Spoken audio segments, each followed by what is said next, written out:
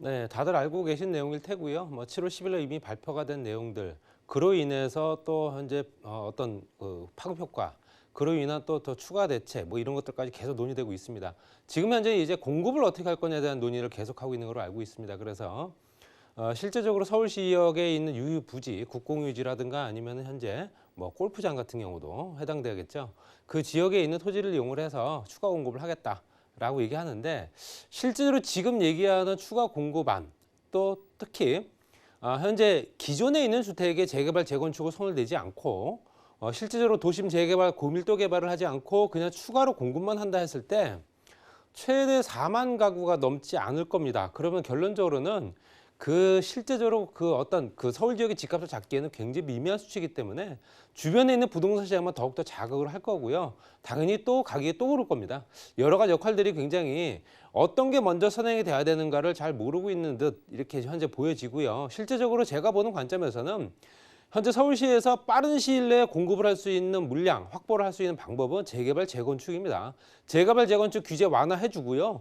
거기에 따라서 용적률도 더욱더 부과해주고요. 주택을 더욱더 늘릴 수 있는 방법, 빠른 시일 내 2, 3년 안에 뭔가 공급을 할 수 있는 방법 이런 걸 찾아야 됩니다. 가시적인 효과가 나타나지 않으면 실제로 이런 현상은 계속 장기화될 테고요. 여러 가지 여건상 지금 현재 떨어질 만한 이유는 좀처럼 찾아보기가 어렵습니다. 그렇기 때문에 실제적으로 가격이 계속 오를 수밖에 없는 이미 불이 붙었다라고 말씀드리고 싶고요. 그렇기 때문에 이런 부분을 조금 더 참고하셔서 여러 가지 대책 중에서 본인들이 고집하는 어떤 그 규제 정책 이것들도 실패했다면 다시 선회할 수 있는 그런 더 해안이 필요하지 않을까 말씀드리고 싶고요. 7월 10일 날 부동산 추가 대책 한번 정리해 보겠습니다.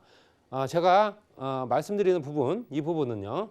7월 임시국회를 통과를 목표로 하고 있습니다. 물론 이제 거의 다 7월이 다 끝나갔기 때문에 조속히 추진한다. 의원 입법으로 추진을 하겠다라는 내용이고요. 주택 공급 방안은 TF를 바로 구성을 해서 조속히 가시적인 성과를 도출하겠다라는 내용을 보시게 되면 결론적으로 7월 10일 날 발표된 내용이 그 즉시 바로 시행되는 게 아니고요. 국회를 통과하고 현재 세법에 관련된 물론 7월 22일 날 현재 세법 개정안이 발표가 됐습니다. 그 개정안이 발표가 됐다고 해서 바로 그 시점에 시행이 되는 게 아니고요. 내년부터 적용이 되겠죠. 그렇게 되면 현재 절차, 특히 이제 진행되어야 될 절차와 과정이 필요합니다. 이런 것들 중에서도 조금 더 변수가 또 있을 수 있기 때문에 당장 뭔가가 달라졌다라고 보기는 어렵고 실제로 이렇게 만들겠다는 틀을 이거를 어떻게 지속적으로 끌고 갈 것인가, 이대로 진행이 될 것인가는 조금 지켜볼 필요가 있습니다. 자, 첫 번째로 말씀드리는 부분은 생애 최초 특별 공급, 생애 최초 주택을 구입하는 세대들한테는 조금 더 많은 주택을 공급받을 수 있게끔 해주겠다라는 내용이겠죠. 국민주택과 민영주택으로 나눠지는데 생애 최초는 20%에서 25% 늘렸고요. 당연히 일반 공급이 5%가 줄은 겁니다. 일반 공급에서 5%를 지금 뺏어온 거고요. 민영주택 같은 경우는 현재 생애 최초가 당초에는 없었습니다. 그랬는데 현재 민영주택 공공이나 민간 포함해서 15%와 7%를 새롭게 만들었죠. 22% 정도를 생애 최초 특별 공급 어떤 물량으로 확보를 하겠다라는 내용이 들어가 있습니다. 그리고 현재 주택 구입을 하는 데 있어서 부담을 경감을 시켜주겠다. 물론 이거 제대로 시행될지는 잘 모르겠습니다. 생애 최초 주택에 대해서 취득세를 감면해주겠다. 단 조건이 있습니다. 1억 5천만 원 이하일 경우에만 100%고요. 1억 5천 초과 수도권 지역에 4억 원 이하짜리 주택을 구입할 때는 50%를 감면한다. 라는 내용이 들어가 있습니다. 1억 5천만 원 이하짜리 주택이라 한다면은 실제 수도권 지역에서는 찾아볼 수가 없고요. 가까운 경기도 또 충청권에서도 없습니다. 결론적으로는 아주 멀리 가야 된다는 얘기고요. 이거는 현실성이 떨어진다는 얘기입니다. 이거는 실제적으로 있을 수가 없는 얘기고요. 1억 5천 초가 4억 원까지 잡았을 때 수도권 지역에 4억 원으로 집을 살 수 있는 주택이 과연 몇 채가 될까요? 아주 오래된 저층 단지에 다가구 다세대 또 이 정도 가격이 넘습니다. 그렇다는 얘기는 결론적으로는 말뿐이 현재 뭐 전시행정밖에 안 되는 거고요. 그리고 더 중요한 거는요. 집값이 올라가는 이유가 특히 이제 생애 최초로 집을 구입하지 못하는 사람들의 이유가 취득세 때문에 지금 구입을 못하는 이유는 아니겠죠. 당연히 여러 가지 규제라든가 아니면은 주택 대출 규제가 상당히 크게 차지할 겁니다. 현재 집을 구입하기 위해서 대출을 받을 수가 없기 때문에 당연히 집을 구입을 못하는 거고요. 또 월등히 가격이 올랐기 때문에 범접할 수가 없는 겁니다. 취득세 때문에 현재 실제적으로 무주택자가 집을 구하기 어려운 상황은 아니었다라고 말씀드리고요. 신혼부부도 특별 공급을 한다. 신혼부부의 특별 공급 소득 요건. 신혼부부이면서 그 사람들이 벌어들인 소득이 미미해야지만 현재 실질적으로 소득 요건 강화해서 민원주택을 1순위로, 0순위로 공급받을 수 있게끔 해준다는 얘기입니다. 그랬을 때 기존에는 소득 요건이 현재 120%에서 맞벌이일 경우에 130%까지였는데 이걸 140%로 10%로 늘려줬다라는 내용입니다. 이 내용은 주택 공급 관한 규칙, 주택 공급에 관한 규칙 개정 후 즉시 시행하겠다. 이거는 9월 중에 이제 시행이 된다라고 보시면 될 것 같고요. 뭐 실제적으로 이것 때문에 또 뭐 신혼부부들한테 얼마나 특별히 공급이 될지 모르겠지만 10%를 더 늘려준다고 해서 실제적으로 지금 현재 집값 상승률을 따라잡지 못하는 수치입니다.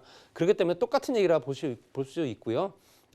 별로 효과는 없을 듯 말씀드리고 싶습니다. 그리고 실수요자 부담 경감 및 혜택, 실수요자들한테 현재 실제로 소득이 어떤 서민이라든가 중서민들 같은 경우는 소득이 많지 않기 때문에 소득이 많지 않은 사람들한테는 금융 지원을 해주겠다는 얘기겠죠. 그 조건이 현재 실제적으로 부부 합산 연소득 8천만 원 이하일 경우로 바꿨고요. 생애 최초는 9천만 원 이하까지 9천만 원 이상이 넘어가게 되면 현재 금융 지원을 받을 수가 없다. 특히 이제 이자 지원이겠죠. 이자 같은 경우는 정말 저리로 빌릴 수 있는데요. 그것도 이제 안 된다는 얘기고요. 결론적으로는 9천만 원, 1천만 원 정도를 기존에는 6천에서 7천만 원이었는데요. 요걸 2천만 원에서 2천만 원 정도씩 올려준 상태입니다. 그래서 소득 기준이 좀 더 높다 하더라도 현재 금융 지원을 해주겠다라는 내용이고요. 이 내용이 들어갔지만 실제적으로 이게 뭐 서민이나 중서민들한테 얼마나 크게 몸에 와닿을지 모르겠고요. 실제적으로 또 뭐 물량을 또 공급하겠다는 내용은 뭐 3기 신도시가 주축이 될 겁니다. 그래서 거기에는 9,500에서 3만 호 정도로 또 추가 확대를 추진을 한다. 그래서 중저가 저택을 이제 공급을 하겠다는 내용이 들어가 있는 거죠. 중저가 저택을 약 3만 가구 정도 짓겠다. 그 내용이고요.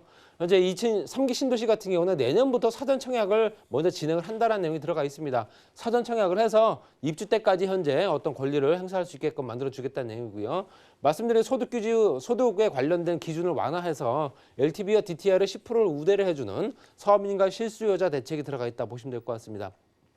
잔금대출 같은 경우는 이미 현재 진행되고 있죠. 실제적으로 현재 중도까지 치른 사람들이 갑자기 그 지역의 규제 지역으로 묶이면서 잔금대출을 받을 수가 없는 세대가 엄청나게 많았습니다. 그렇기 때문에 기존에 대출 받았거나 계약을 한 건에 대해서는 그냥 잔금대출을 기존대로 해주겠다는 내용이 들어가 있습니다.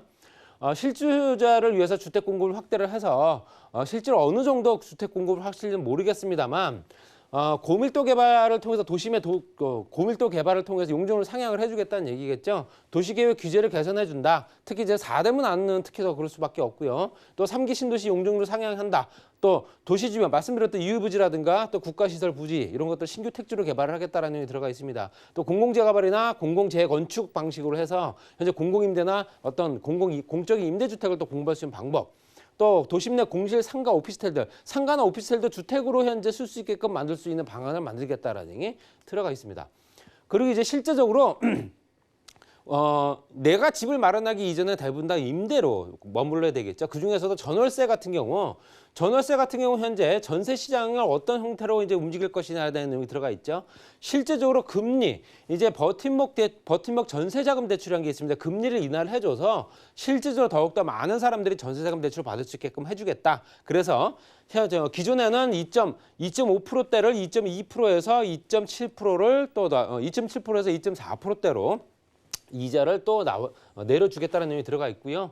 또 버팀목 전세 금리 인하를 해서 금리를 실제적으로 기존의 1.8에서 2.4%대를 1.5에서 2.1%대로 금리 이자 지원을 해준다라고 봐도 무방합니다. 그래서 실제적으로 금리를 낮춰주게 되면 실제 월세를 내거나 아니면 대출을 받았던 세대들 같은 경우는 그만큼 부담이 덜하기 때문에 그 부담을 덜 하게끔 해주겠다라는 내용이 들어가 있다 보시면 될 것 같습니다. 그래서 대출 금리를 인하한다는 내용이 현재 들어가 있다라고 말씀드리고 싶고요.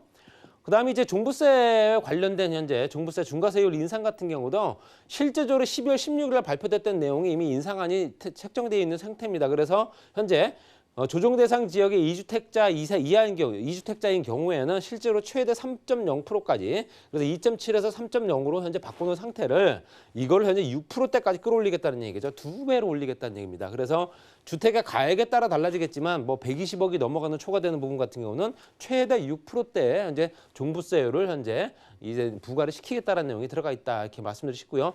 이런 부분이 이제 7월 22일 날 세법 개정안에 들어가 있습니다. 그래서 내년부터 시행이 될지 안 될지는 이제 올해 결정이 난다 말씀드리고 싶고요. 양도소득세율도 현재 인상을 했죠. 실제적으로 인상한다는 내용도 들어가 있습니다. 그래서 내년부터 시행되는 부분이고요.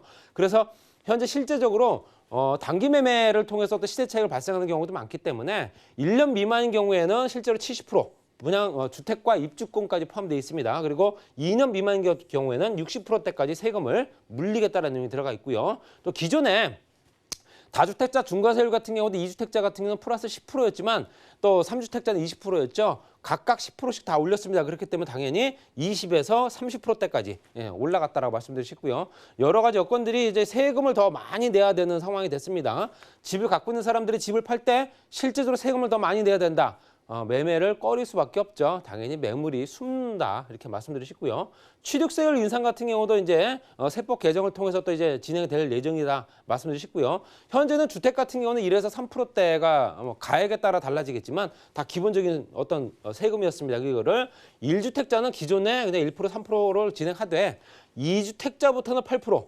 또 3주택자 이상이거나 아니면 법인채 같은 경우는 12%대에 취득세를 물리겠다. 또는 법인 같은 경우도 실제적으로 취득세 감면 혜택이 75% 정도가 있었습니다. 이걸 이제 배제시키겠다는 내용이 들어가 있다. 법인세율 같은 경우도 법인세에 관련된 또 어떤 세금 어떤 그 조정안도 똑같은 형태로 내년부터 시행될 수 있는 조건이 되지 않을까 말씀드리고 싶고요. 또 임대사업자 같은 경우도 실제 4년짜리 이제 폐지가 된 겁니다. 된 거고요. 그리고 현재 8년만 남아있죠. 8년만 남아있는 것 중에서도 아파트는 현재 임대사업자 등록이 안 됩니다. 아파트 뺀 나머지는 가능하고요.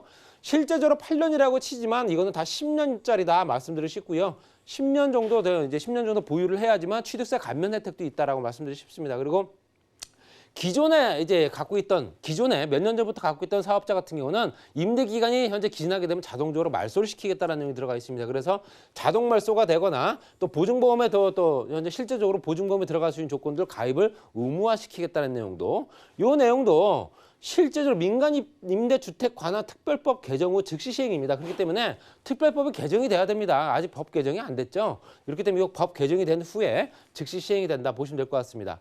여러 가지 여건들이 변화가 생기고 거기에 따라서 실제적으로 집값을 안정화시키기 위한 노력을 한다라고 보여질 수가 없습니다. 그렇기 때문에 당연히 집값을 상승은 자극할 거고요.